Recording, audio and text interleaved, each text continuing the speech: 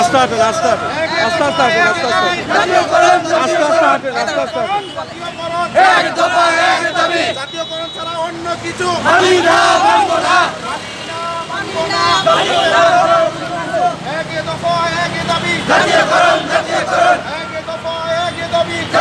আমরা দেখতে পাচ্ছি শিক্ষা ভবনের সামনে থেকে সরকারি নিয়মে বাড়ি ভাড়া, মেডিকেল ভাতা, শতভাগ উৎসব ভাতা প্রদান ও এমপিওভুক্ত স্কুল, কলেজ, মাদ্রাসা ও কারিগরি শিক্ষা জাতীয়করণের দাবিতে লাগাতার অবস্থান কর্মসূচির ধারাবাহিকতায় তারা আজও করে যাচ্ছে।